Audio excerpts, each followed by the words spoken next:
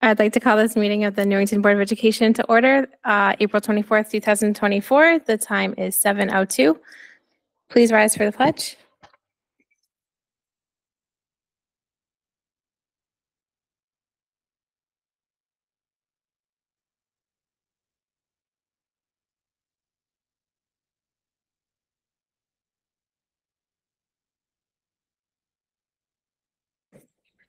Would you please call the roll?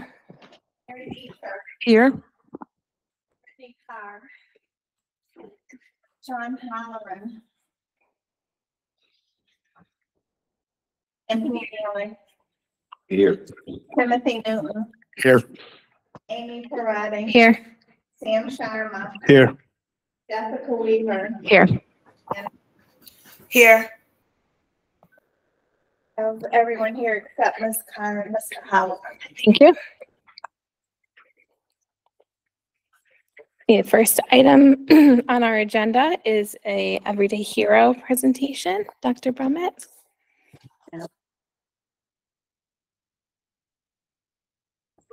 As we've had this year, this is a group Everyday Hero presentation. And this is in honor of the Connections team at John Wallace Middle School. And they were nominated by Principal Dan Diaz. And is there anyone here from the Connections team? I believe my notes say they're online, but I do see Mr. Diaz, and I believe there are some folks online. So those being honored include Jay Marinelli, the case manager, Zippy Kerr, the BCBA, Stephanie Bentley, who I do see online. Hi, Stephanie. An RBT, Jordan Collins, who's an RBT, Oriana Echevarria Frink is a paraeducator, Nolani Jackson Sherman is a paraeducator, and last but not least is Aaron Gianfrido, the social worker. So here is what Mr. Diaz had to say. It is my true honor to nominate the staff in the Connections program at John Wallace Middle School. Jay Marinelli, case manager, and Zippy Kerr, BCBA. Well, he lists them all again, but I've already mentioned their names. This team goes above and beyond for their students every single day, and they truly embody the concept of the warm demander approach.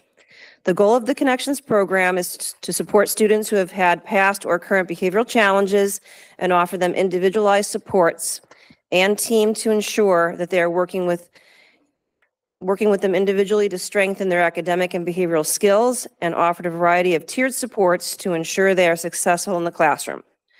The team has a keen understanding of each individual in the program and uses data, research-based learning, and strategies to support their learning and behavior. The term Connections could not be more appropriate for the program, as the staff has built positive, strong, and meaningful relationships with both the families and students in the program. I have been in multiple meetings this year with families and staff, and many, many times I have heard families thank the staff for their hard work and for believing in their child. We have had smiles, tears, and joyful laughter when reflecting on how far our students have come.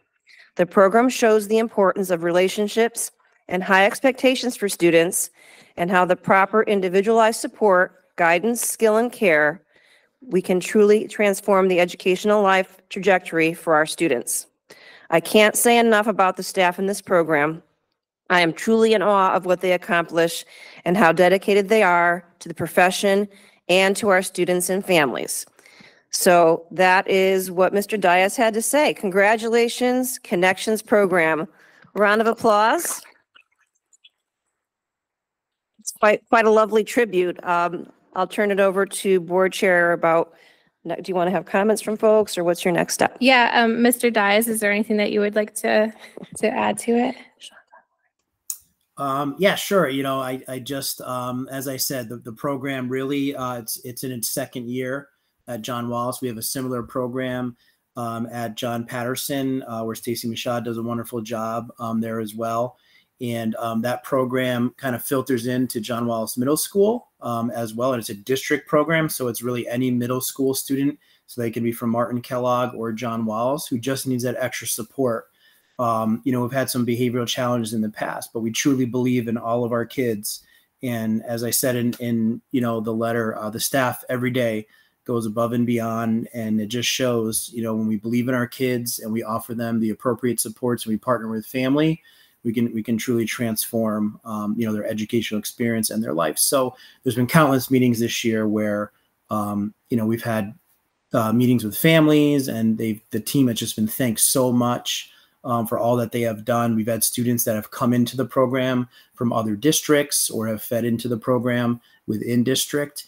And we have students in that program now who are, who came from a program maybe where they were in an isolated classroom for a majority of their day or an outplacement setting, and now they're fully mainstreamed in their classes. And that's just a testament to the partnership with families, but also the hard work of our staff. So I can't say enough about the program and the staff that work there every day. So I'm happy to honor them, and they truly embody that idea of a warm demander that, with care and high expectations, any student can succeed. So congratulations to the team.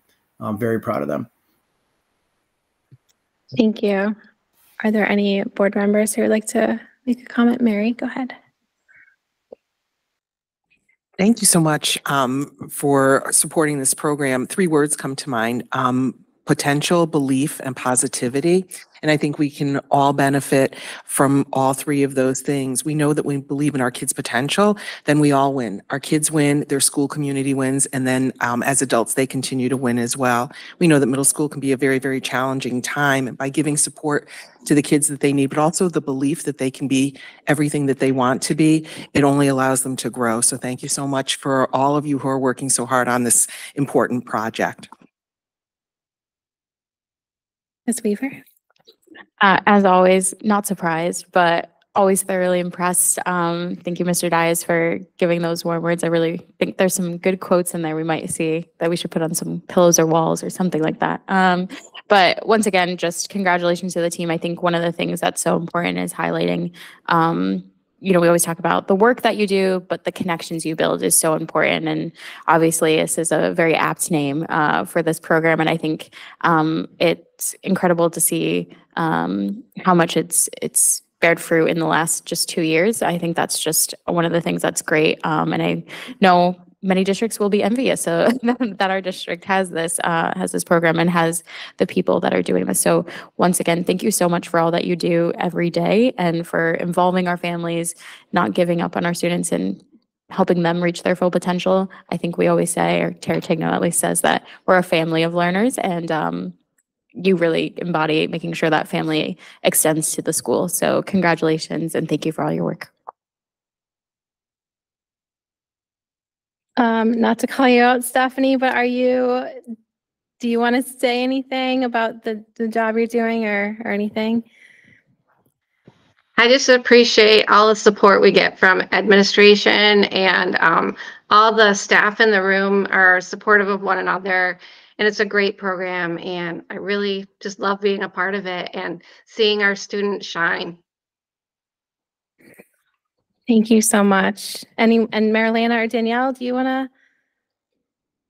speak to this? I think it's a fantastic. Go ahead. Thank you. So we just always want to thank the board, right? Because without your support, and I know that we just passed our budget, so without your support, we wouldn't be able to run these programs and have this continuum of service, right?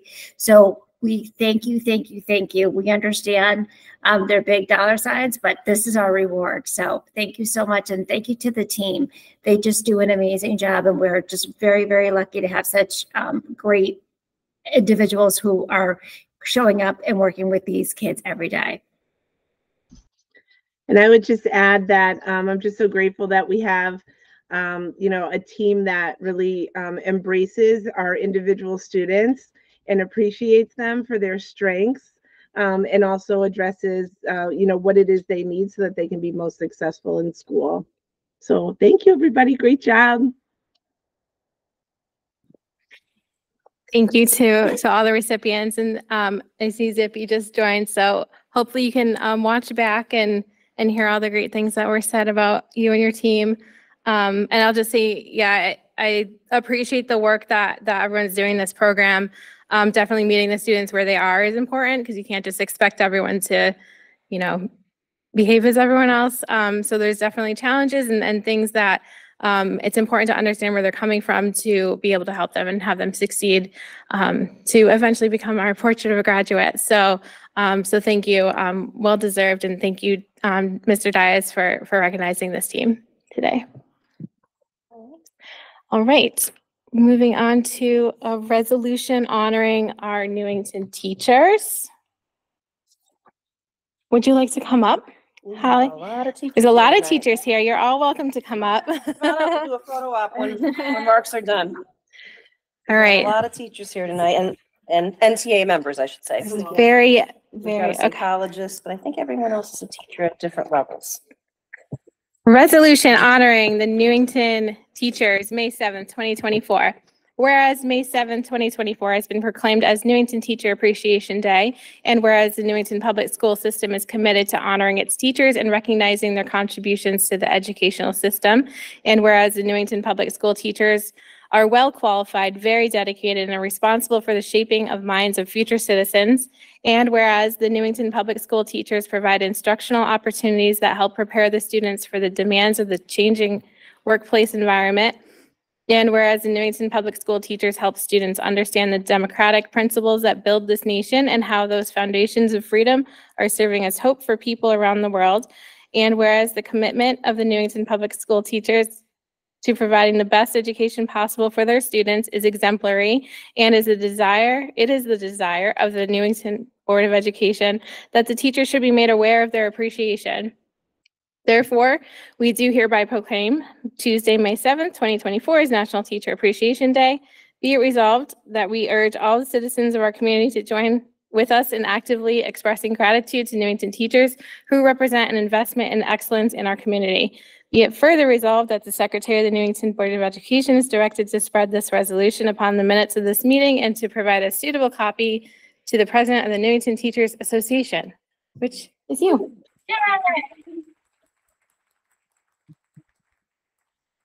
Would you like to speak or photo op first? We'll do photo op and then remarks. Can you get us all in? Got all levels represented there. Elementary, high school, pre-K.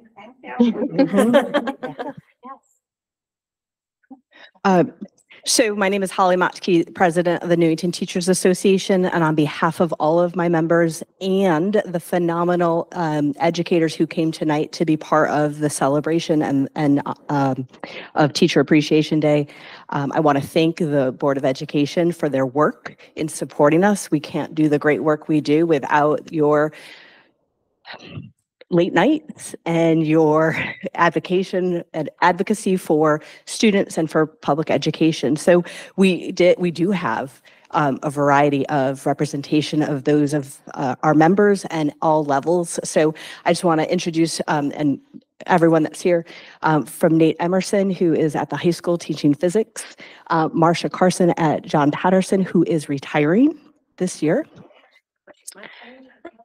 I think she's retiring. Yep.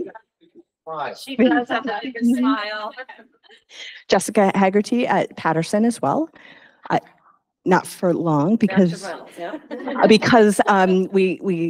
at high school we have physics AP, and we start out with our pre-K program, and that's Jessica.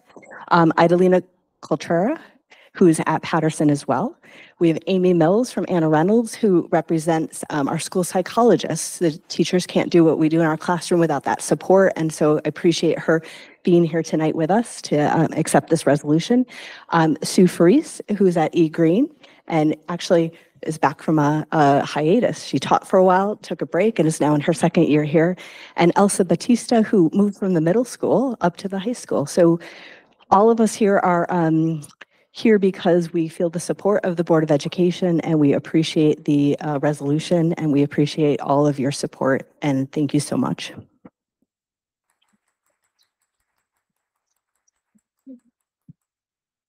Thank you. Any board members? Any board members want to make a comment? It's Love Fest time, my favorite time.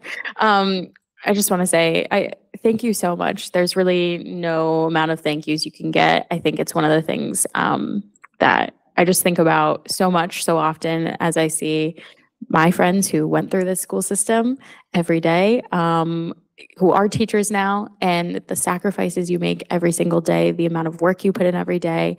I don't think there is enough gratitude and appreciation, especially in the last few years. You truly are. Yeah, we did no affront to our everyday heroes today, but everyone is an everyday hero. I thank you so much for what you do for our community, for our students. I genuinely want to like de-age and go back through Newington Public Schools again, because I know they're even better than when I went through. And I am just so happy to see the progress that's being made, the work that is being done by you, and the attention you give to our students. Every district should be jealous of a Newington Public School student because of you. So thank you. Mr. Holler, I'll go. Mr. Holler and then Mr. Sharma. Thank you. Sorry, I couldn't be there in person today, but Newington is honoring teachers for an appreciation day. Every day is Teacher Appreciation Day, at least every school day. That's a big part of the reason I wanted to be on the Board of Education. But some of those days, it's harder to walk into that building than others. And I think that you do that every day because you know how important the work is that you do. The seeds of our future community are planted in our school system, and you tend to that crop. We have to trust you, and we explicitly do trust you with our children every day. Me personally, I've got 2 kids, so I can't appreciate you enough on one day, let alone 180 some odd days, depending on snow. So thank you. Mr. Sharma. I just want to quickly thank all the teachers. Thank you for coming in, day out, putting in, 110% and educating our children. So really appreciate it. Thank you for your dedication. Yes, thank you very much. I know. Oh, Miss Carr, go ahead. Sorry, I didn't see your hand. I'll echo what everyone said. Teachers are the backbone of our society, and there's never going to be enough words to thank you. The emotional burden that sometimes you guys face teaching and have to take home with you, and people don't really, I think, fully understand that. And we just appreciate so much what you do, and there needs to be more days of celebrating teachers. So thank you. Yes, yeah, echo that too. Definitely appreciate all the work you do, and we're here for you. So if there's anything that you need from us, please don't hesitate to come and let us know, send us email, but definitely appreciate the support that you give all of our students and during the school day and after and before and all throughout the school year. So thank you so much, and thank you for being here. Congratulations.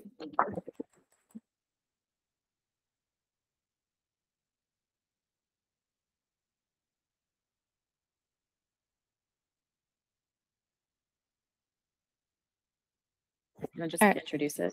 Yeah. And there's a bunch online. Okay, the next one is for our resolution honoring school nurses, and I'm gonna let Miss Weaver read it out for us. All right. These are long. All right, so this is a resolution honoring our school nurses as the Love Fest continues here. So this is for May 6, 2024.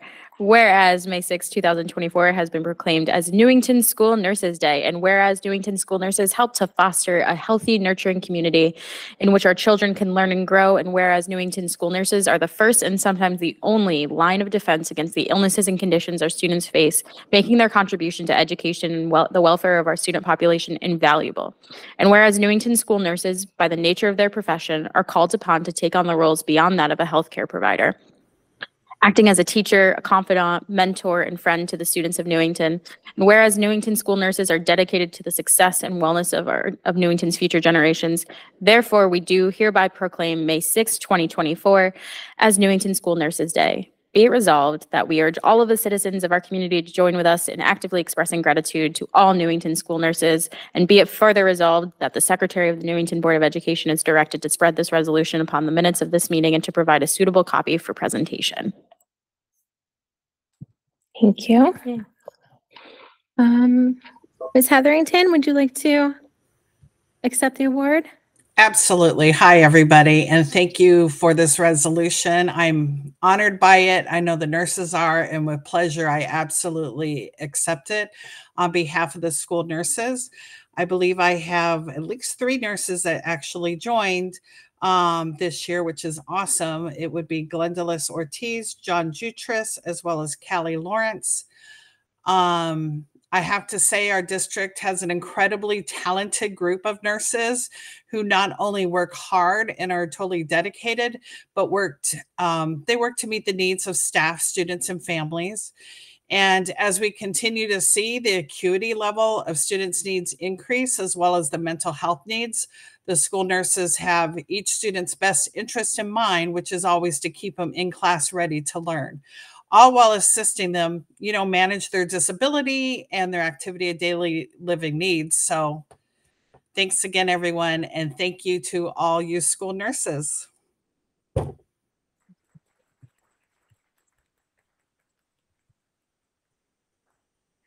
Thank you so much. Do any of our nurses online want to share anything? Oh, and Ms. Prince joined. I'll just give my appreciation quickly. I know that I won't name any names, but one middle school nurse gets a lot of visits from my daughter today, actually, and she's fine. She was sent back to class, ready to learn. So appreciate her not just calling me and having me pick her up. So they definitely are dealing with medical concerns, but also the student who might have a headache or something. So, but yes, we definitely appreciate all that we do, all that you do. We know there's a lot of regulations and things that you have to control, and definitely medical history or medical things are important. So it's a serious job, and we definitely appreciate everything that you do for us. Thank you. Ms. Weaver. I just wanted to add my thanks here every year. Obviously, I've done this a couple of times, and I think we highlighted our nurses so much during COVID because you really just took so much of the brunt of it as the teachers. But it was one of those things where just you stepped up to the plate no matter what is coming at you, global pandemic or not. And I just want to thank you, especially this year, because I know you consulted on some of our policies, as Ms. Parati alluded to. There's so many different regulations coming out and different things. And there is always something new around the corner. So I appreciate you for not only being the day-to-day, but also helping us as a board be better when it comes to policy and when it comes to everything else. You're doing jobs that I don't think everyone thinks is part of your job. So thank you for always doing the odds and ends. Appreciate it. Thank you. All right. Thank you, nurses. We appreciate you.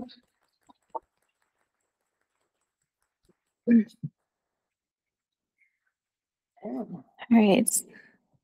Next one is a resolution honoring Newington instructional support staff, or our paras and tutors. Right. Whereas Tuesday, May 7th, 2024 has been proclaimed as Newington Instructional Support Staff Appreciation Day.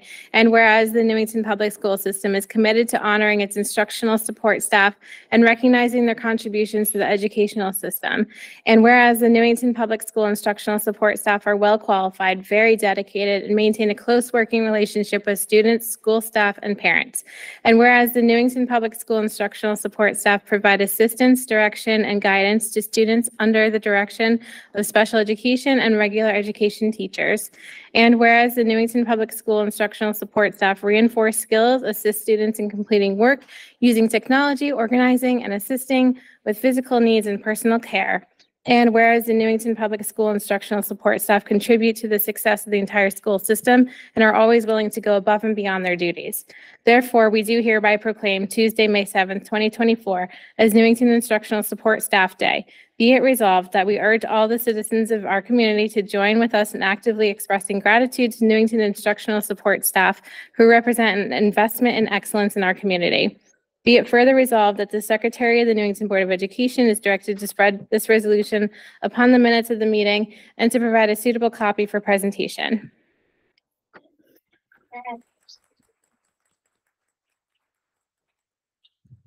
Marilyn, are you still on? I am. So Thank you. You're welcome. And no, thank you. So I wish that Stephanie had stayed on, but we can't say enough about our paraeducators, and they do have different names. They go by different titles, but they are the backbone of our classrooms, and they show up every day and they show up for our kids. And they are such a support, and we could not do the work that we do without them. So thank you for taking this opportunity to acknowledge them, and what an incredible asset they are to our schools and to our kids. Thank you. And we do have some pairs in the room. Oh, don't be shy. Come here.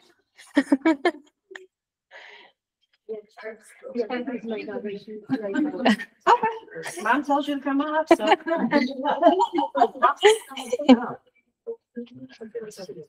you go. Okay. Do you want to say anything? Okay. Want to take a picture first? Sure, yeah. Thanks.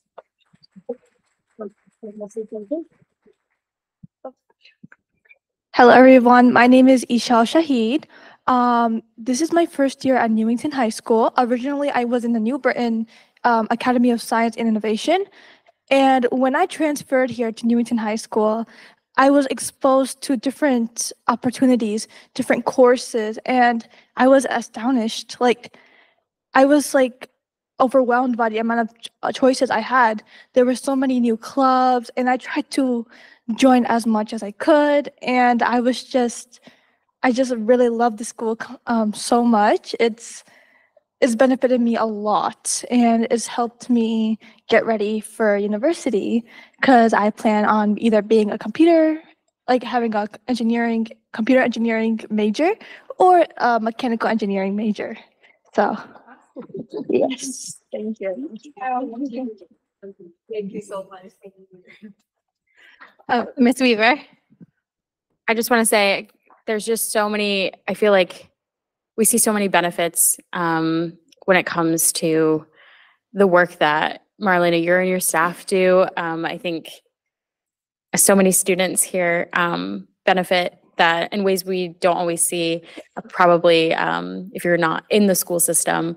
The support systems that are in place are so critical. And I think it's evident in the last few years how much that support is needed, the increase of support that is needed, the increase of the needs. And one of those things is that you meet those needs. And those are not easy needs to be met. And so I just appreciate you, your team, stepping up to be able to not only meet those needs, but exceed those needs and make sure those students succeed. I think we're in a very new era of education. And I just appreciate how much your team has grown and evolved to make sure that this new world is being able to be navigated by our students. So it's just incredible the work that's being done. The stories we hear, and I think oftentimes our everyday heroes are paras, right? Not just tonight, but so many times. So I think it's obviously emblematic of the critical work that's being done. And every year, I think we hear more and more about why we need to be able to fund these programs. So thank you once again, just to your staff every day, always, but especially, what is it, May 7th? May 7th as well. Thank you. Any other board member? All right. Thank you so much. We appreciate all of you. All right, this time I'll open up to public participation on any matter related to board responsibilities. If you are in the room, you can come to the head of the table, or if you're online, you can raise your hand to be recognized. You have 3 minutes, and state your name and address for the record.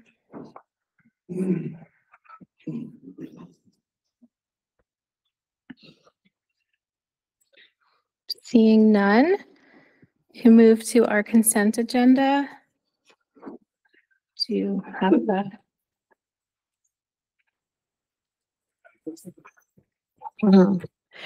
move to approve the consent agenda as presented. Just need a second. Second. A motion and a second. Is there any discussion? All in favor? Aye. Aye. Any opposed? Motion passes unanimously. Okay, we have our superintendent of schools report. Dr. Bremmett? Thank you. Thank you very much. It's my pleasure to ask Lori Kyler to come up to the end of our table there with your clicker and with your students. This is a fun fact. Lori is our workforce development specialist, and for those of you that have met her along the way, she's been doing a phenomenal job, most recently the career fair. Tonight, though, she's here with her students to answer some questions the board posed at a previous board meeting. See, we don't forget those questions. Ms. Tigno took those to heart, worked with Ms. Kyler and her students and staff to help them cultivate tonight's presentation, which we'll get at, where are we at with our career services and what are our kids doing there and what are the benefits of those academies. So I will let Lori introduce her students and then see if that clicker works. Otherwise, I'll advance your slides. Thank you. Thank you for having me here tonight. I can't wait to brag about our students and all that we do here. Alrighty. Yeah, you should be good. Okay. There it goes. All right. That is me, the Workforce Development Specialist, and Miss Arnett, who is our Career Academy Counselor. She couldn't make it tonight, but I'm going to try to speak on her behalf. So Miss Arnett would handle more of the college and the academy programs, and I would handle more of the workforce programs, but I help students with so many things. Okay, I did take some notes. The Career Services Office and the Newington Career Academies work with all students regardless if they are in an academy. We offer a variety of ways to assist students with career services, such as volunteering opportunities, employment, and career exploration. And in the photo, we actually visited the state capitol, and we also visited Springfield College earlier this year. Students who are unsure of what their future career path is have the opportunity to participate in lunch and learn events. We recently had Judge Doyle speak with students. We also have employer panels. We also recently had the owners from Melissa and Doug speak with our students. We also attend field trips, and we recently visited the Culinary Institute of America last week, which was awesome. The food was amazing. We also offer job shadowing, internships, and we also hold an annual career fair, which I run. This year, we had over 70 business partners attend.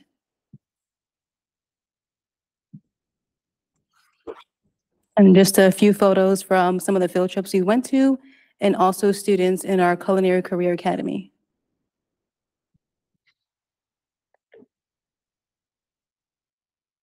And these are the 5 academies that we currently offer, which is Aerospace and Engineering, Culinary and Hospitality, Finance and Business Management, IT and Digital Creation, and Medical Sciences.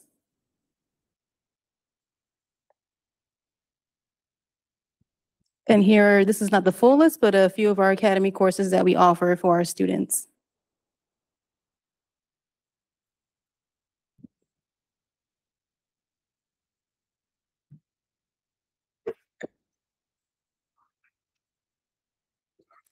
The academies offer a content-based focused curriculum with a career theme that provides students with the skills and experiences to attain entry-level jobs in the career field, as well as academic preparation for post-secondary education. I'm sorry, I spoke on the wrong slide. Part of our college credit opportunities, students have the opportunity to earn college credits while they're in high school with Capital Community College, UConn, and Rochester Institute of Technology. And these are some of the college courses that students can take and earn credit.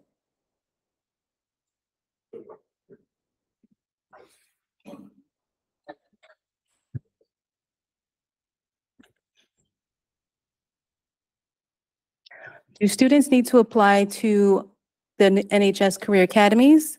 They do. There is an application. Any student can join. Students will have to participate in lunch and learns, field trips, employer panels, and an internship. Students do need to be 16 in order to complete an internship. And also they will receive 1 full credit for completing 120 hours of internship hours.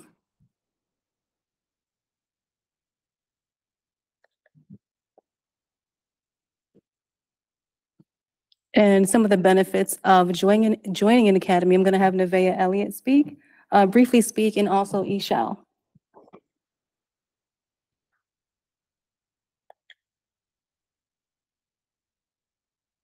And these are some of the job shadow and internship sites that we partner with to help our students.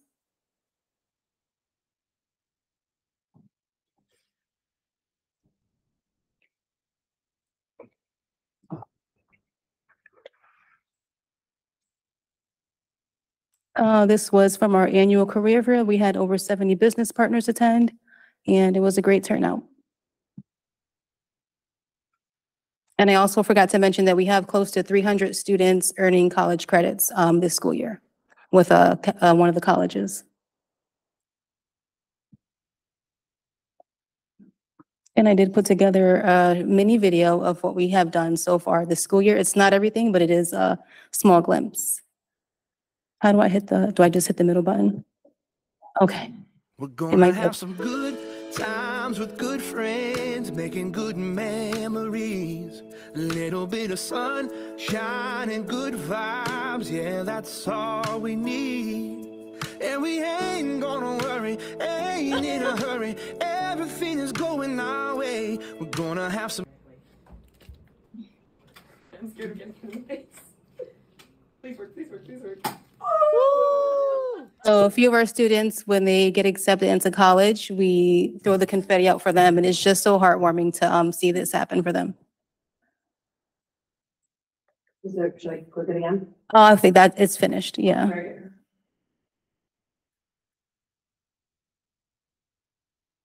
I think that's it.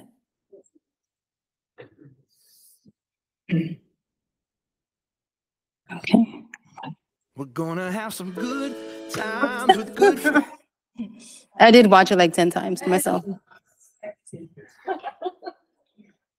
But that's it. That's my presentation. And I thank you guys for allowing me to speak. And I did want to hand it over to Ms. Nevaeh Elliott.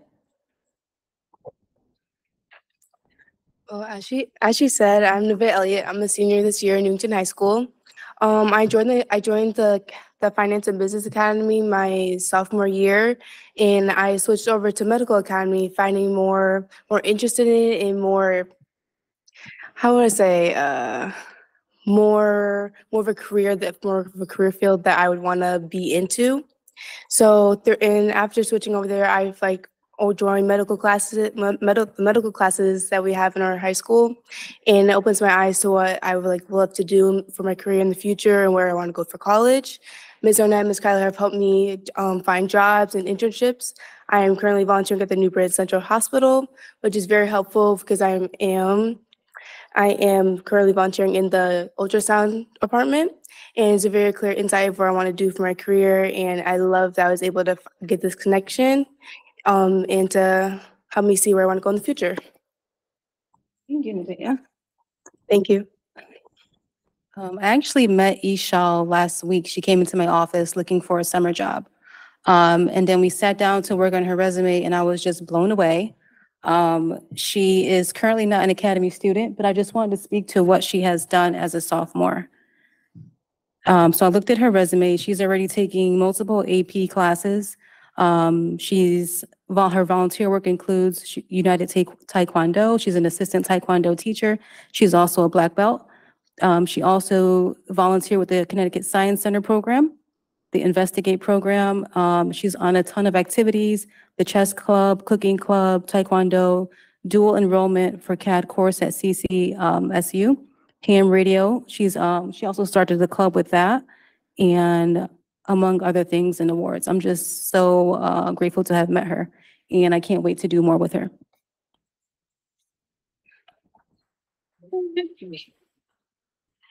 Hello, my name is Ishal Shahid. I'm a junior, and I'm sorry, I said sophomore. no, you're good. I'm currently a junior. I started Taekwondo in 2019 and it was my passion. Like every day after school, I would go to Taekwondo, and after Taekwondo, I would come back and feel relaxed. And I'm currently a second degree black belt, as she mentioned. I also did start the ham radio club with a friend of mine's, and we currently have our technician's license. And next month, we will be looking forward to our general license. We're going to take the general test and hopefully get our license. Currently at CCSU, I am involved in a class called CAD.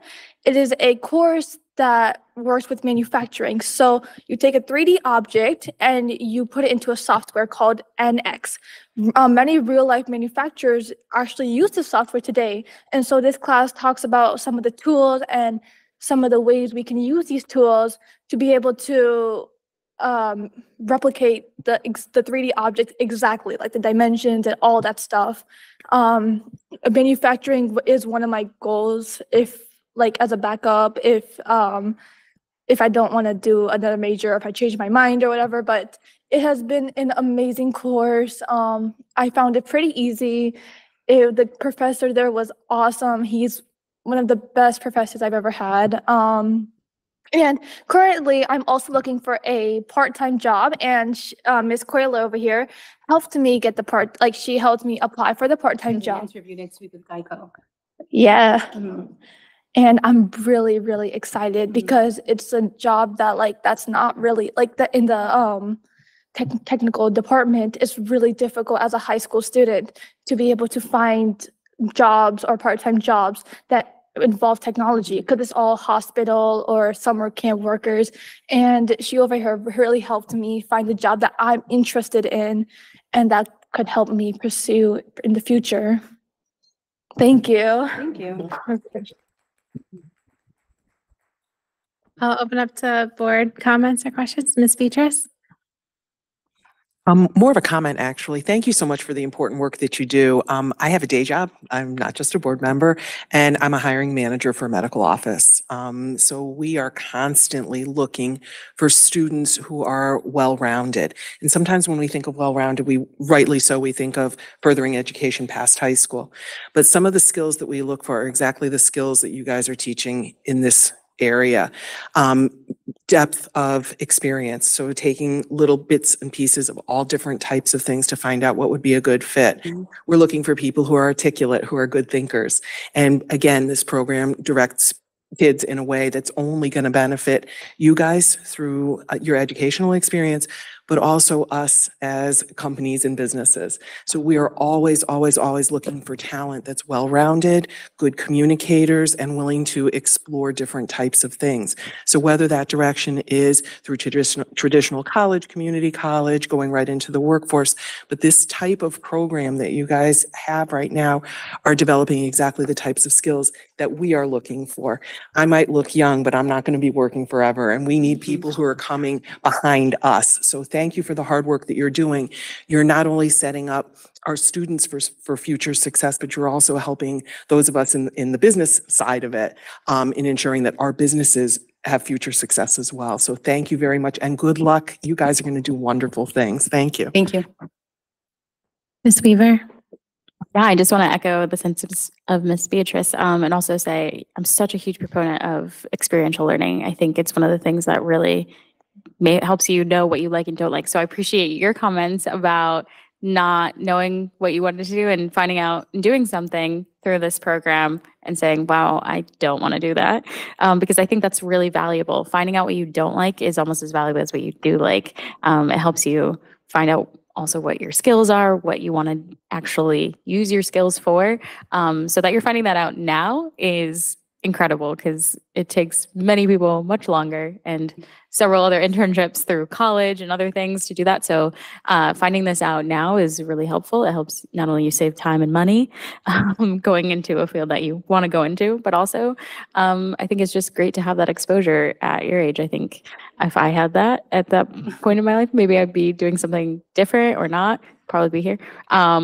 I mean, same thing though. I've had like 7 or 8 internships in college before I figured out, what I want to do. And I went in hating finance and budgeting, and now I work for the treasurer. So it's like, everyone has their own path and story and stuff, but I think a key component of those paths and why everyone says life is very winding and those kinds of things are the experiences we have, right? The experiential learning you have. So I'm just really thankful that you're part of this program, connecting students to these opportunities. And thank you both for coming and being great examples of what a portrait of a graduate will be and being citizenship ready. Appreciate it. Thank you.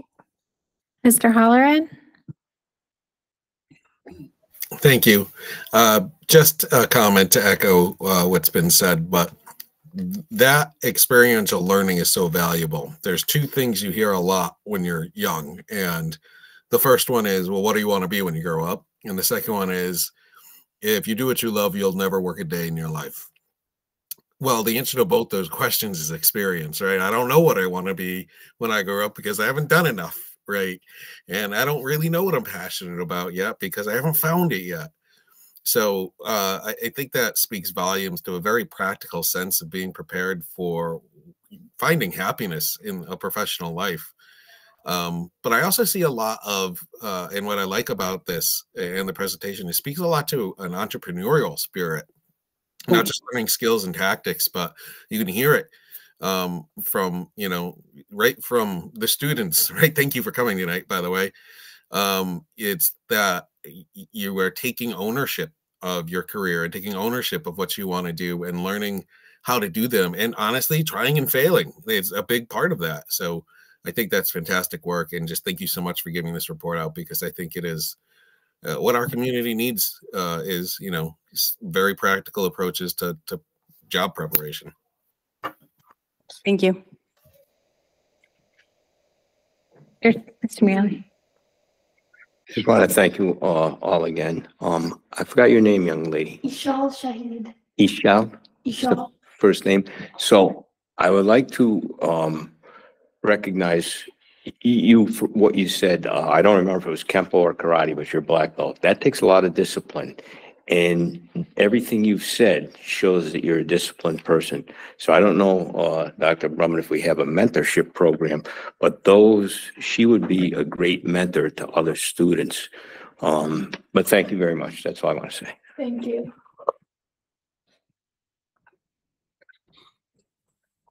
Funny, you should mention that. We're meeting with an agency next week that might help us develop some peer mentorship programs. We have some informal ones, like our writing lab, but we are pursuing a bit of a deeper dive into that. But I just want to say another bang out. First of all, the students did great. Thank you. Ms. Kyler is a huge and important member of our high school community. You all were familiar with the career day that was mentioned in her presentation, but here's a fun fact. She just wrote a grant for a potential.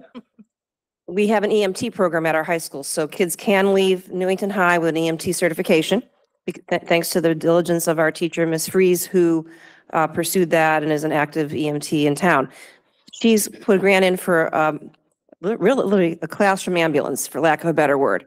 And it's the back end of an ambulance, and it looks very realistic from the pictures. And this will give kids exposure to what's it like to kind of go in and out of the ambulance and see the materials that are within there. It's not a cheap endeavor, but this grant would cover the bulk of the cost. So that was something that she worked on very recently, and it's been submitted. Fingers crossed, but these are just, her job just has so many layers to it. But tonight was really a great opportunity to hear what our students are benefiting from and how they are accumulating a lot of credits. Many of them start off college as sophomores, which I think is a huge hats off to our high school teams. So thank you so much. Ms. Yap? Hi, yes. I want to say thank you to Ms. Kyler. Can you pronounce her name again? Is it Kyler? Kyler, yes. Kyler.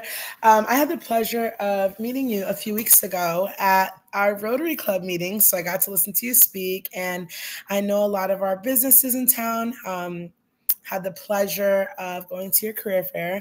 I wanted to say thank you for all you do. Thank you to the students. And I'm so excited that, you know, they're being recognized and you were able to come to the board meeting today. I truly appreciate everything you do, and I look forward to what else you do next. Thank you. Thank you. Yeah, thank you so much for coming. It's been great to hear you highlight everything that the school community is doing.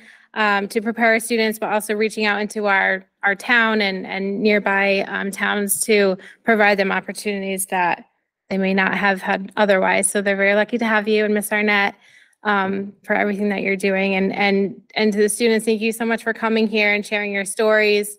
Ms. Weaver said it earlier, I wish I could go back to high school and go through the program because I think it's fantastic. All the academies, not every district has this, right? So Newington is kind of above and beyond providing opportunities and, you know, you can start in finance and then say you don't like it and you can do medical, you can jump around and experience different things like it's been said before. So so just want to definitely thank you for coming and highlight the fact that Newington is definitely above and beyond. We also have more students that have college credits too than other districts too. So very proud of that fact.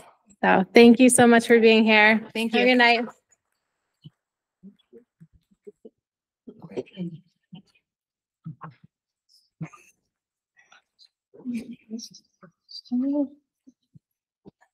All right, so the first new business item on our agenda is a budget update. So I think we've all heard, oh, clicker. The town council passed the budget for the town on the 19th, 6th, whatever, a week ago. What day is it? Last Tuesday. And they have given the Board of Education a 5.95% increase over last year's budget. So we're very grateful and appreciative of the collaboration the town council has awarded us. It was good to meet offline. We went to a board meeting or a town council meeting presented. But remember we started this the Board of Ed started this in January. The staff has started way earlier than that, but we started in January with our joint meeting, which was something we have talked about for a few years, at least since I've been on the board, and we were finally able to make it happen. So just from the very beginning, the collaboration and working together, I definitely appreciate. So we do have to reconcile our budget because what we were awarded and what we had originally presented to the council does not line up. I think we are 100,000 about that we need to reconcile. But we're going to hold off on doing that. I think we have until July 1st officially, but we'll get it done before that. There are some, obviously the budget is fluid and we've talked about this before. There's a lot of the state legislature is still in session for another couple weeks. So there could be some movement there that we're not sure of. But we'll wait until after that. And I don't know if you want to add anything as far as some of the other things that we're crossing our fingers on. Well, one thing that did come through late breaking news is the insurance projections are finalized, and thankfully we were very close to what we needed. So while no positive breakage, no negative breakage. The town unfortunately was not as fortunate. Their insurance contribution needs to go up. Ours is a direct result of eliminating those positions through attrition. So each position does save you some insurance money as some breakage there. So we are looking at all possibilities to close that $100,000 gap. One possibility is ESSER monies. We got a little breakage there with the money that we were going to carry over. It's looking like instead of 400,000, we might be able to carry over 460,000. Again, we're going to keep an eye on that because that money currently pays for salaries, so those are continuing to churn through the payroll system. But as the chair said, we would keep an eye on that, and at some point very soon we'll bring it back as an agenda action item. Thank you.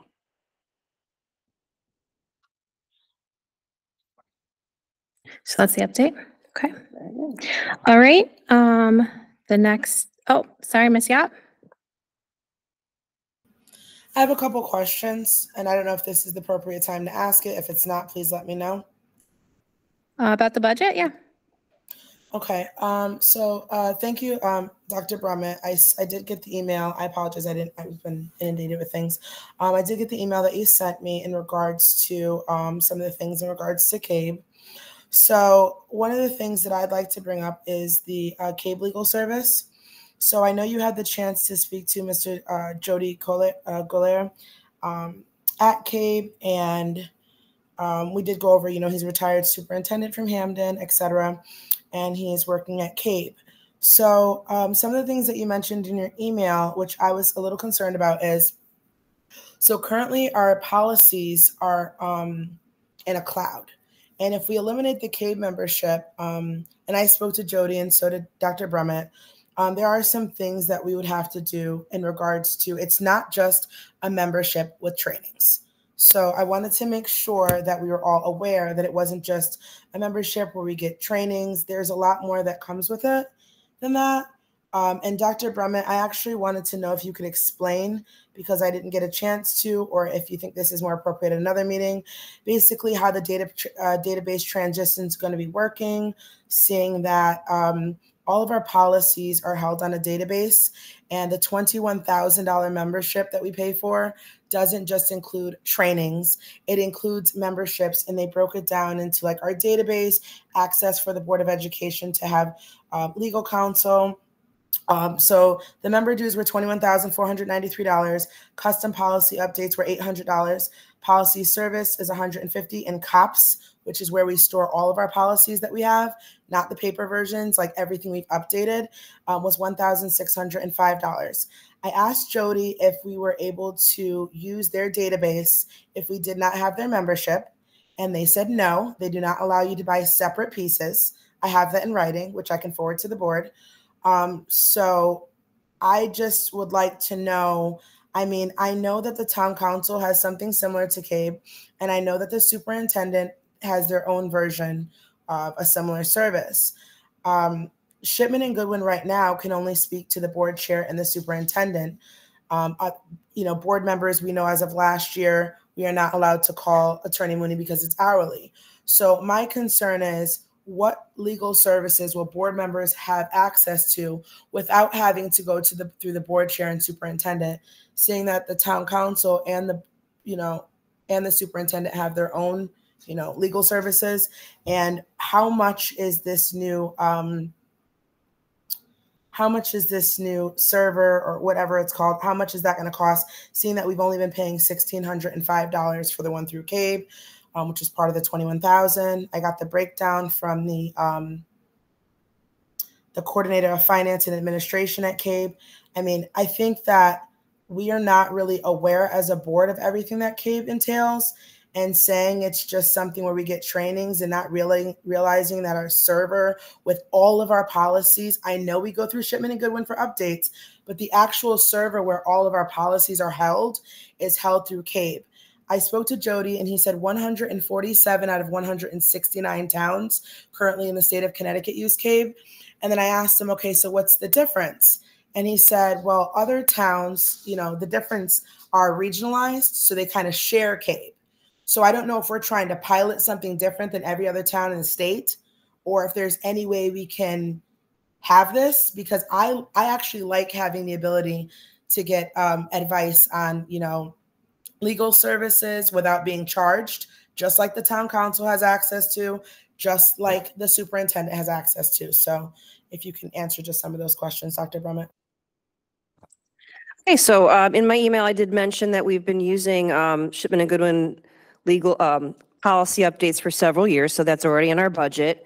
We are asking, Mr. Farisi's prepared to merge our policies onto a new platform. I believe we can do that in-house. Mr. Farisi, do you want to comment on that? Certainly, the ability to take what we currently have on the CABE side of the house or the warehouse, we can inherit those, and we can have those available to the public for free. So we can manage that on our own, and my office will take care of that. Thank you. The other issue that you had mentioned, Ms. Yap, was the legal counsel. I mean, we really do rely on Shipman and Goodwin for legal counsel. The only time I've called CABE to get legal counsel is, been very general about some upcoming legislation. But in terms of anything that directly impacts the board, we've always gone through Shipman and Goodwin. And yes, the protocol is the board chair would have to authorize anyone to access Shipman and Goodwin, but she can carry through a question to them. It's just that, we didn't want folks just calling and churning up legal bills, but it would be unusual for us to get a legal opinion from CABE that would have any bearing on board business that we wouldn't want to get from Shipman and Goodwin, because they know our district, they know our programs, they've been with us for a number of years. So I do agree, CABE is not simply a clearinghouse for training, but the board can still access their training even if we're not officially members. There's just a slightly higher participation fee. So I really do feel we've thought this through and are going to make sure all of our policies carry through and all of our legal needs will be met through Shipman. And I know for sure the town has a town attorney. I don't know what organizations they belong to, but I know they have their own attorney as well. So that would be the answer to those questions. So the other part of the question is, the town council currently has on the town side a membership to something called CCM. All town council members are able to get legislative updates and get advice on policies at any time. As a superintendent, you have access to a membership. Yes, it's a lot less than 20,000 because there's only one superintendent. Why is it that only the board members are losing their access? And as of last year, I remember, and I'm going to bring this up, I wanted to ask Shipman and Goodwin a question. I was not allowed to ask them a question. I have the email because at the time the board chair didn't feel like it was necessary. The difference between that and CABE is CABE allows all board members to ask questions. The fee is $800 a year. And I know, and maybe Lou can answer this, that Shipman and Goodwin charges a lot more than $800 a year because they charge hourly. So I understand, Amy, and you have the, hypothetically, if I ask you to ask them a question, I'm not going to say it's 100% yes, because in my own experience, when I've asked for questions to be asked, I was told, no. So taking away something that all town council members have access to, and Dr. Brummett, you have access to your own superintendent version of this as well. It's just really mind-boggling to me because the cost is $800 a year. How much does Shipman and Goodwin charge per hour? Because if you ask Shipman and Goodwin, if you start a conversation with them and let's say you go off on a tangent, they're charging you by the hour. This is a one-time fee, and I'm going to email this right now, of $800 a year. And I know there's no way that Shipman and Goodwin, especially Attorney Mooney. And then the other thing is, when I went to the CABE meetings, Shipman and Goodwin attorneys also work with CABE. They're almost the same attorneys. The same attorneys that were coming into our meetings last year when we had other situations are the same attorneys that work with CABE. So what's the difference except that board members won't have access to legal opinions at a fixed rate as opposed to an hourly rate? So 2 questions. What is the hourly rate Shipman and Goodwin charges? And second question is, why isn't the superintendent membership and town council membership being canceled, but the board membership is being canceled? Well, I think this is a multifaceted question, and perhaps it is best to present that as an agenda item for the board chair. I'm not familiar with what you're referring to as $800 flat fee for legal services from CABE. I thought you had to be all in with the 21,000 plus No, they membership broke it fee. So I would have to look into that. I'm not aware of that because when we looked at everything that they provide, you have to be a member, which is that bigger fee. And then there's a lot of a la carte add-ins, but you have to be a member to get access to a la carte add-ins. The cost per hour for Shipman varies. We sometimes can leverage paralegals, which are much cheaper, maybe a couple $100 an hour. And then a full partner might be $450 an hour. But Shipman provides us with a lot of free services as well. We get workshop opportunities from them all the time. Today I must have gotten 3, and they're free. When they come and do board presentations, that is at no charge. The charges really are if we call them for very specific legal advice. They are also the attorney that represents CAPS. The CABE actually has their own attorney on staff. So I don't know, I'm sure they all collaborate in terms of attorneys that are involved in education, but Shipman and Goodwin is not on staff at CABE. They probably have a relationship, but they're not on staff there. So I would say if we need to discuss this further, we can propose it through the board chair as a potential agenda item. But, you know, there has been a lot of background work done. And, you know, my professional opinion is that while it'd be nice to have CABE for the $25,000, we still will have appropriate services through other means. I get tons of legislative updates daily from CAPS, and we have our own CAPS advocate that goes to the legislature every day and gives us feedback on what's going on. We have legislative meetings all the time. I'm on the legislative subcommittee.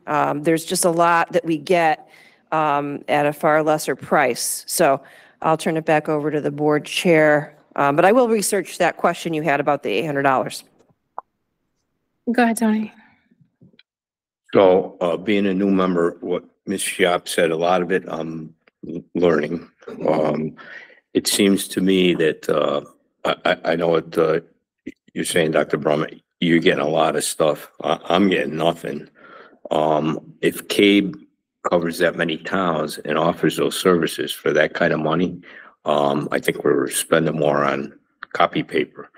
I'd at least like some kind of discussion somewhere down the line to explore this some more, because it sounds to me like as a board member, I think it would be beneficial for us to have someone to look to for information. I'm not even saying advice, information. And it sounds like you get a lot and you get invited to a lot of stuff, and we're mushrooms. So thank you. And Ms. Weaver. Yeah, I'm going to put it out there. I think we're giving way too much airtime to a $22,000 line item. We already cut it. We have $100,000 we still have to reconcile. And if it's not going to students, I really don't see the point in discussing this much further. Just personally, I've been on this board for 5 years. Yeah, I get CABE emails all the time. All of this stuff is still available for free on CABE websites. They have a million free workshops and free stuff. You can literally go to cabe.com and do it.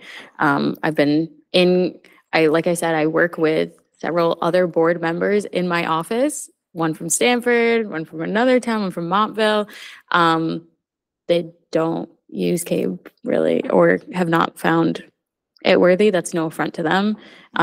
Again, if we're not doing student facing work, to me, this is just like, we're talking about $22,000. I could go to someone else's salary. Like, this is not the thing that I think we should be focusing on.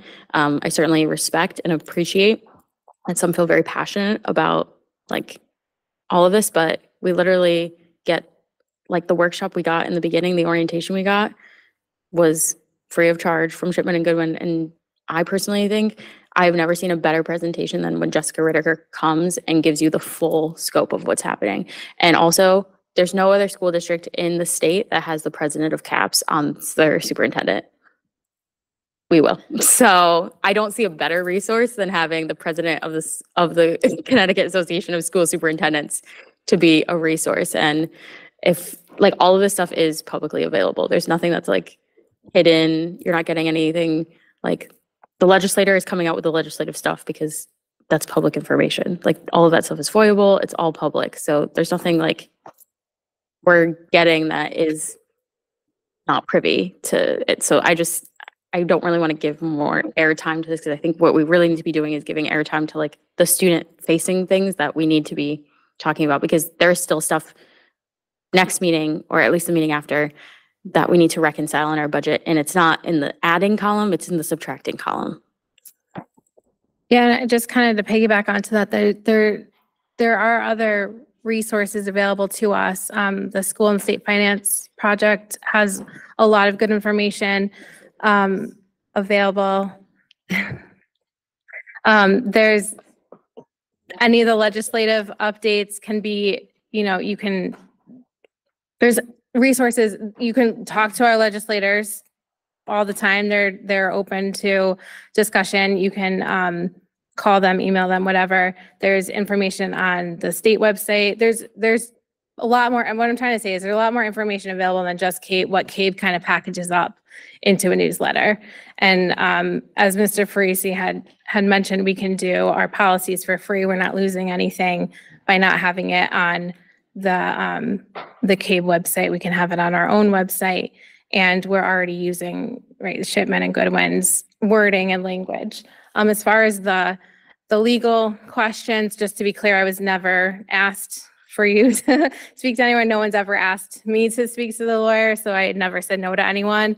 Obviously, I would take it on a case-by-case basis, but if it related to board issues, then I don't see why we shouldn't get their opinion. But I also want to remind everyone that no individual member of the board has power, I guess. It's a collective body of 9. So if it's something that one member is concerned about, then it's 9 of us that need to be concerned about it. So I just want to also mention that's how the board works. We're not individual members. We're a collective body that we work together. Go ahead, Ms. Yap. So I just want to thank you for your feedback, but again, I would like to reiterate, Dr. Brummett, you have CAPS, the town council has CCM. It's exactly the same thing that CABE offers. I understand certain members think that, it's not important. I think it's very important. I was a CABE liaison. I did go to many of the meetings. And Dr. Brummett, just to point out what you were saying, I don't know if the lawyers at Shipman and Goodwin work for both CABE and work for both. But when I happened to be in person in Hartford at in a few events, it was the same attorney who worked at Shipman and Goodwin who presented to our board. That's just what I visually saw. So as stated, if town council has CCM and you have CAPS, I understand they give you legislative updates, but I like to have that available. I did ask Amy, and Amy can verify if the head of Shipman and the head of CABES could come and speak to the board. You did email me back. I didn't send it to the full board because that's an illegal meeting.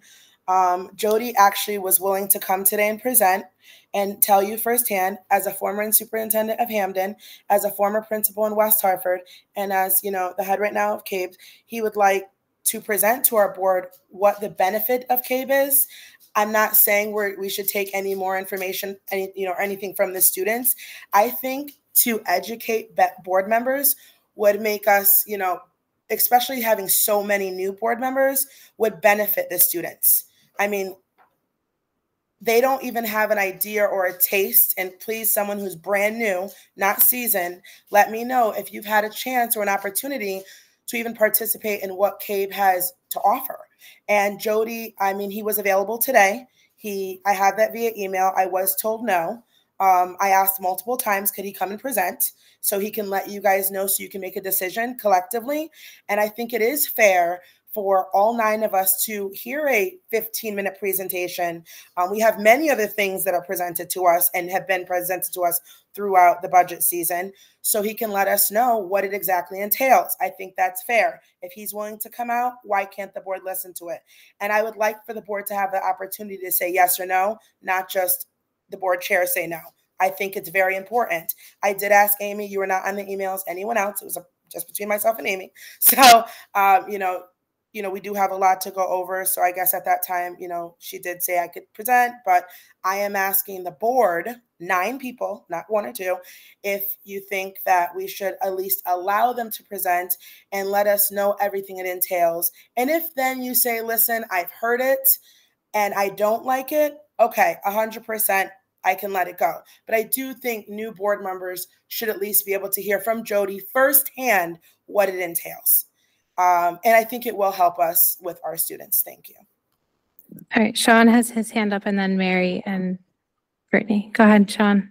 Yes, I just want to echo Ms. Weaver's point about giving a lot of airtime to a line item in a budget that was voted on and passed to the town. I think if anything, this conversation isn't going to get us to any kind of movable resolution or understanding, and it's probably more appropriate when we go to rectify all the line items in the budget to make sure that we're within the budget approved from the town.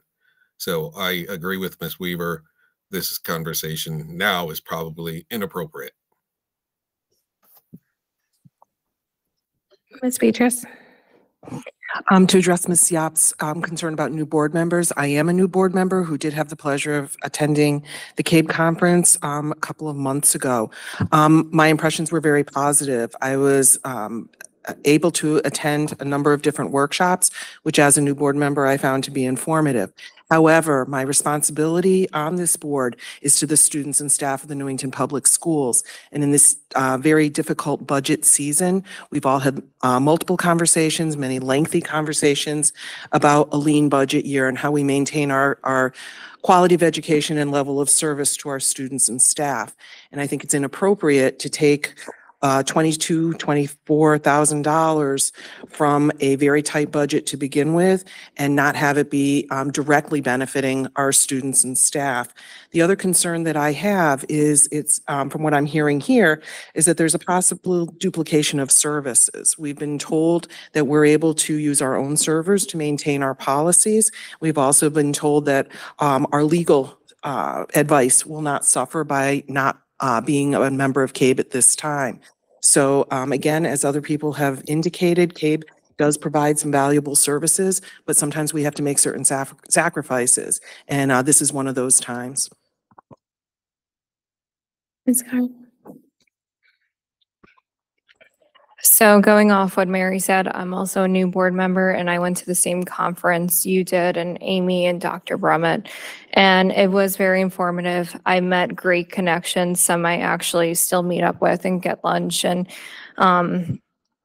there is a lot of resources available there, but we do have to make cuts, and I can in good faith say, okay, $22,000 to $24,000, let's get behind. Now, if we could take just the $800 to $900 for legal services, I understand the benefit of that. You know, any board member being able to go and get that legal knowledge, I think that's so important. But if that's going to be grouped into $22,000 to $24,000, we can't sit here and say, let's put that forward and cut teaching or cut other resources. I'm not saying, you know, that's going to be the permanent solution. Maybe next year we can think about bringing that back or finding a way to make it work.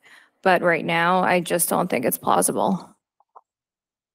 Oh, Mr. Newton, Sharma. Okay, Mr. Sharma. I just want to quickly echo what's been said already, and I feel like we have a law firm that we have access to if we have any questions. So there's no need for like someone to really reach out to CABE, and I think their advice would not be really specific. So and then in terms of the cost to upload our files, I think Mr. Freese, you can do it for nothing, right? So I think like spending 25 grand is not appropriate, and I think that money should be spent on something that's going to help educate and teach our students. And I ran on being fiscally responsible, and I think fiscal responsibility means doing the right thing. And I think the right thing to do is to use that money someplace else where it can really benefit our students. Thanks. My only concern here is two members, and I don't agree or disagree, expressed concern over the way CABE was removed or however it was. It clearly wasn't clearly explained to everybody, I guess, is what I'm seeing. And I'm not saying we should go back. I'm not going to take a dime from students. That's just not going to happen. But I think that a cloud will remain if we don't clarify why we cut it specifically with every question. I think it's just, I was clear, I understood, but it's clear that two of my colleagues didn't. So I think it needs further clarification, not dismissal.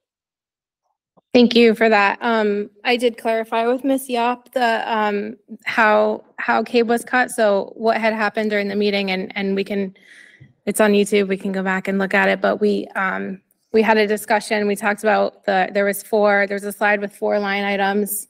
There was CABE, another membership. There was like $10,000 from teacher hearing and paid. There's, I think it was that. There was another one. There was 4 items that we discussed cutting. There was no objection or discussion or anything either way of that. then we talked about we needed to have an extra $363,000 cut that we talked about. And then we made a motion to cut a total of 400,000, and the slide had 57,000 with those 4 items and then the additional 363,000. So, and then we all voted and it was a unanimous vote. So that's what happened during the meeting. And lesson learned, I'm new too. Next time I will specify exactly what we're voting on. And so everyone's clear, I'll list out the line items, or we can do it separately. But we definitely, so we said 400,000 as discussed, and what I previously explained was our discussion. So that's what it was. We weren't trying to sneak anything through or cut anything without people knowing. It was probably just, could have just been a misunderstanding of what PD budget, the 20,000 from Mr. Farisi's budget. So that's the slide that I was referring to, is with the 4 items that we talked about, and there was no objection at that point. Tony, go ahead. So I was just talking about discussion, and Jessica said we shouldn't have one, but she spent a lot of words on that. That's all I was wondering. And the other thing is talking about fiscal. I mean, I haven't heard anything about the money and stuff like that, and I understand you're the chair of that committee. So I don't know. I really feel like I don't know a lot. Okay, and sorry, but you said we were told. I don't know who we were told by. Means nothing to me when someone says we were told. It's like anybody in administration saying, well, you were told. Means nothing to me. And I'd like to get the free information from CABE emailed to me, how to contact them. I mean, you said you get all kinds of free information. If you could send it to my email, that way I could check on some of the free information. And I don't know, when did you go to that meeting with CABE? Were we all invited? Because I don't, okay. And I'm not saying we're not, I just don't recall it. That's all. Thank you very much. Yeah, it was sent in our email in November. Yeah. Ms. Weaver. I just want to clarify, I'm not saying we can't discuss this. I'm just saying I don't think, like, this is clearly someone's hill to die on, and that's totally fine. But I just don't think, in my opinion, that's why I'm expressing it, and that's the point of this board, is that I express what it is. I don't think it was this year, but I think it was multiple years. I got this year. We got it this year. It's from the National School Board Association. It's called Becoming a Better Board Member. This says probably everything that CABE has emailed to us. As far as not getting CABE emails, I'm not sure. I'm not in charge of CABEs, but all of us are signed up for them. If you're not, it's on the CABE website. It's cabe.com. You can get anything there. And I think, to me, what I found actually in the last couple of years is that I appreciate the work that CAPS is doing, because I feel like I literally just go to CAPS, like the website. I don't go through Dr. Brummett, and we were told, like, literally just get emails from Sophie and the whole board's copied. It says all board. So that's what I'm talking about. And really, it's just a frustration where I felt like this is where clearly there was just miscommunication or misunderstanding, but I thought it was very clear that when we cut this, we cut this. So that's my frustration, is that we're coming back to something that we unanimously cut. So that's my frustration, is we already cut this item. We need to cut more. Like, this budget is not there yet. Like, we need to cut more. And I know a lot of members are new, but I think one of the things that is obvious is if there's still more to cut, talking about adding more items back in is not exactly a productive conversation, in my opinion. And then that's, again, I'm just sharing my opinion. I'm not saying that anyone needs to agree with that. And I'm not saying that, but again, I want to do the public a service. And right now, we're not talking about student-facing stuff. We're talking about what board members want and what they're going to benefit from. And to me, it's like, all of that is in that book that we got. It's How to Be a Good Board Member. And if Jessica Ritter is helping the attorney for CABE, and she's helping us, it's duplicative efforts, right? Like, these are the things. So it's just, I want to get to, like, policies. I want to get to things that affect students. And that is just the frustration right now, because we already cut this item. And I really am worried that how much I want to make sure, like, the things that we have to cut further are not going to be student-facing things because we still have to go further.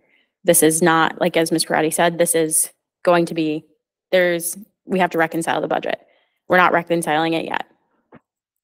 So that's my comments. Thanks. And yeah, Ms. Yap did ask for Jody to come speak to the board, and I didn't say no. I just said at this time, it's not appropriate because we did cut CABE from the budget for this year. So if it's something that the board wants to address next year and adding it back into the budget, I think at that time would be an appropriate time for him or somebody from CAPE to come speak to us, or we can have a further discussion. But that's why I said not at this time, and I didn't say yes to having him come to our meeting. Go ahead, Ms. Yap. Dr. Brumman, I guess I can take this offline. Can you send me because we don't have any finance meetings we haven't had one in a long time. Is there a way you can see exactly, like, I know every time you guys call in regards to a policy, and this is just for my own records, and I'm allowed to ask questions, just like everyone's allowed to have their opinion. What we've spent so far calling Shipman and Goodwin per year, as opposed to what we've spent on CABE. Because as you just said, it was hundreds of dollars an hour. And I know in some meetings, and we can take this offline, we've spent in excess of thousands of dollars, in excess of $20,000 actually, and we can take this offline, talking to Shipman and Goodwin about different topics. But I just would like a breakdown maybe sent to me, or if the board, however you want to send it, of what we've spent speaking to CABE, going over policies and comparing that. Let's say you don't want to add that in. That's fine. That's your prerogative. In my opinion, educating board members does help students because, you know, that's why on legislative, I know Jessica's talked about this many times, new board members have to take training. You know, I don't because I'm an incumbent, but I mean, I just think the more education new board members can have, the better. That's just my opinion. But I would like a breakdown of how much we've spent going over policies, talking to Shipman and Goodwin. And I'd like that sent to me, please. And then we don't have to discuss this further and make this a long thing drawn out, but it's just something that I would like for myself. And yeah, that's what I'm asking for. Thank you. All right, thank you. All right, our next agenda item is an action resolutions honoring our 2024 valedictorian salutatorian. There is a motion on the screen. Does anybody want to read it? Ms. Weaver. Move the Board of Education proclaim Mia Golick as valedictorian for the Newington High School graduating class of 2024 and Alexander Tong as the salutatorian for the Newington High School graduating class of 2024. Second. Thank you. We have a motion and a second. Is there any discussion? I'm very excited that we get to do this. This is awesome. And I know that they will be honored at the honors breakfast, correct? Yes. Yes, at the end of the month, which all board members will be invited to. Ms. Weaver, go ahead. Just want to say congratulations. This is always such a huge accomplishment to have our valedictorian and salutatorian honored. And I know also to hear them, or they'll be on stage at graduation. So just really excited to hear their remarks and just want to say congratulations from the board. As always, it is an incredible accomplishment. Deb, would you please call the roll? Yes. Yes. Yes. Anthony Mealy. Yes. Yes. Amy Parati. Yes. Sam Sharma. Yes. Yes. Yes.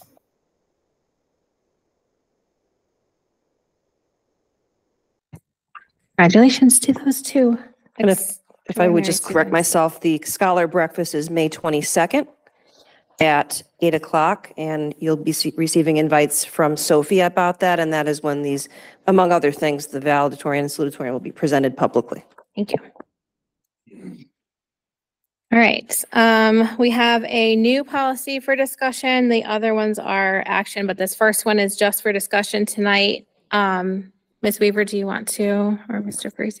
Yeah, just wanted to once again thank my policy committee members, Ms. Carr, Ms. Beatrice, and Mr. Farisi. leading us on these absolutely fun adventures. So as I mentioned in last meeting, or the meeting prior, these are a lot of the changes obviously are mandated changes, but one of the things that's come up quite frequently now is generative AI. I know there was even talk about it in the Senate today, the state Senate. I know they were talking about one of the bills. So with that, we had Shipman and Goodwin draft a policy on this one. And this would be a new policy. Shocking, right? We didn't have one on this yet. And really what this policy outlines is just really broad guidelines. I think what's really important to note is with this kind of technology, it's ever changing, it's ever moving. I was just at a conference on Friday and talking to a futurist, and he was talking about this is, usually the technology adjustment takes, 10 years. It took us like 10 years to get used to smartphones and iPhones and TV and all these things. He's like, this is going to evolve in months. And so it is a very apt time to kind of draft these policies. What's here is really just responsible use of it. So we obviously have heard probably some stories in the news about how AI is being used and perhaps used not for great stuff, and how it's being used particularly in the academic space. So this is really just the policy is the first page, and then the rest is a regulation. Again, we vote on policy, not the regulation, but we have great input and work side by side with administration on and Mr. Versi's team on what that regulation looks like. And really it's a broad brush, but intended so because we will see an evolution consistently. This will probably be a multiple edit kind of policy over the coming decade. But really it is just to say that, how guidelines for how students and teachers should interact with generative AI. So if there are any questions, this is really just kind of a boilerplate policy. It doesn't say yes or no, you need to use this or that. It's really just a guideline. But it was recommended that we kind of have just a policy on that, recognizing that this is going to be a part of everyday life for all of us. Are there any questions or comments about this policy? All right. Let's move on to our action items. And for these ones, this was policies that were reviewed at last full board meeting. So just to reiterate the process, always we bring to the full board at least 2 opportunities to read and discuss the proposals.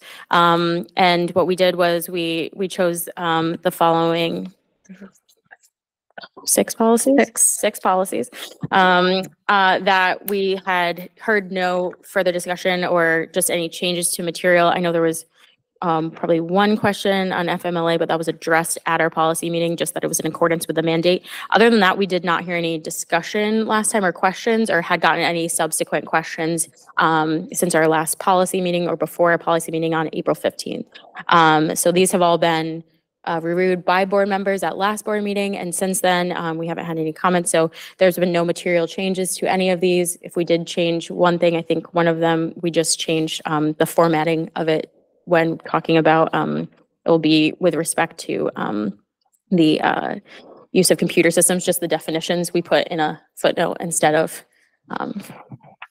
having them listed out in the paragraph, because we wanted to make sure they were encompassing all of them. So when we talk about technology, it includes a lot of things. It's just a very long list. So we'll refer to that from there, but no actual changes in verbiage or material changes in that. For the sex offender one, though, we did know that there was a question. So this is first policy. There was a question regarding timeliness. We just weren't as specific. We just had reasonable. We thought, we talked with Mr. Farisi and just said it would be reasonable for 2 days to post in the school when a sex offender has moved to a town. We just said 2 days because if it's like, if it's a weekend or something like that, it's 2 business days, it makes sense to have that. We asked if that was realistic for staff, and Mr. Farisi said yes. So with that, we just wanted to make sure it just gets, it's literally just the time to print and post and in the office. So that's why we chose that time. Should any secretary be out and it is like field day and a conference day and a million other things. So that was why we chose that, and that's about it. So if there are no questions, I can entertain a motion. Maybe if Ms. Carr wants to read the first one.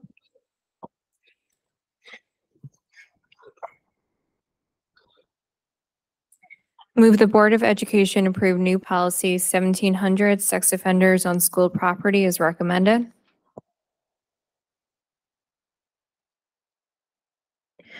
All right, we have a motion and a second. Is there any discussion? All right, we're voting on policy 1700. What we want to do, all in favor? Okay, we can do that. Yeah, all in favor? Aye. Aye. Any opposed? Motion passes unanimously. All right, next one is non-discrimination policy. Again, a new policy, but there was no real changes to the last time we presented it. Again, these are, just so the public knows, these are just new policies. We've been abiding by many of these things. It's just codifying it into policy. So I guess I'll move it. So move the Board of Education approve. Is this the correct policy number?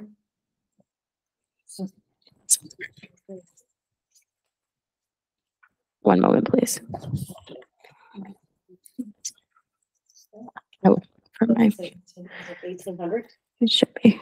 1 second. I'll just pull up my policy agenda. Apologies for the public. We have multiple motion areas. Yeah. So move the Board of Education approve new policy 1800 non-discrimination as recommended.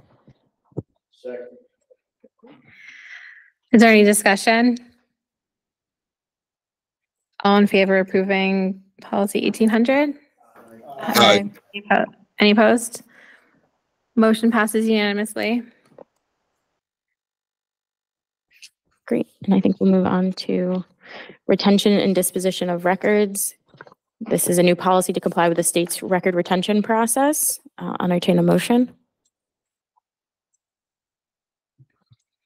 Move the Board of Education approve new policy retention and disposition of records information as recommended. Second. Is there any discussion? All in favor of? Aye. Aye. Any opposed? Motion passes unanimously. Next one, employee use of district computer systems and electronic communications. New policy to support our current practices of employee use of district devices. Again, we're debating how many devices, if we keep Walkman in there or not, but considering the record retention policy that we just passed, we just kept it in there. So I'll move the Board of Education approve new policy 4118-.5, employee use of district computer system and electronic communications as recommended. Second. We have a motion and a second. Is there any discussion? All in favor? Aye. Any opposed? Motion passed unanimously. Next one is on family medical leave, recommended replacement to our current policy. And this again is just to reflect state guidelines. I will entertain a motion. Move the Board of Education approve revisions to policy 4152.6 Family Medical Leave Act as recommended. We have a motion and a second. Is there any discussion? Go ahead, Ms. Carr. Quick side note, I know we had questions regarding the language in that and if a note of some sort or prior authorization was needed, we fixed the language to make that read more clearly because I know there were concerns of, oh, well, is it not required, et cetera, and it is some type of form stating so. We just changed the comma to or and, right? So we're delineating because in the sentence it read as a continuous statement. So we just wanted to make sure that was delineated. So, you know, one of the types of forms is required, not whether or not it would be required. That was the discrepancy. So we made sure that's clear that one of the forms will be required rather than whether it be required at all. So that was clarity. All right. Any further discussion? All right, so all in favor? Aye. Any opposed? All right, motion passes unanimously. All right, last one. This is student use of district computer systems and internet safety. This is a new policy. This is really just straightforward. Again, it's very much akin to the 4118.5 for employee use. This is just student use again. Again, just defining what those systems are that we have. So I will move the Board of Education approve new policy 5145.13, student use of districts computer systems and internet safety as recommended. Second. We have a motion and a second. Is there any discussion?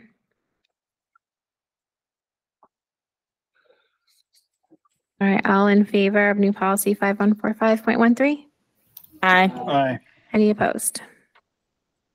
Motion passes unanimously. Thank you all so much. Thank you so much. And I just wanted to note, because it'll be before our next board meeting, that our next policy meeting will be May 6th at 7 p.m. It's a Monday night.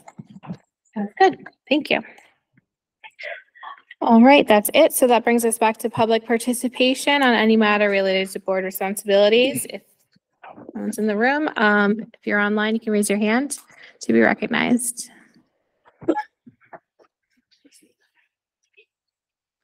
Seeing none. Remarks by board members?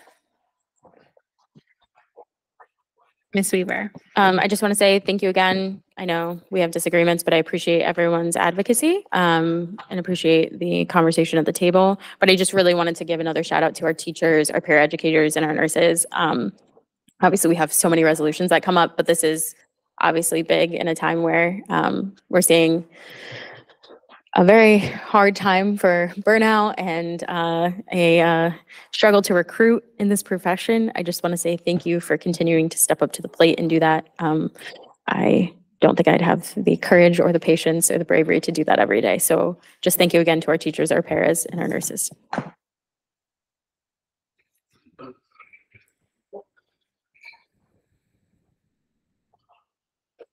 Anyone else? Motion to adjourn. Is there a second? Any discussion? All in favor? Aye. Thank you, everyone.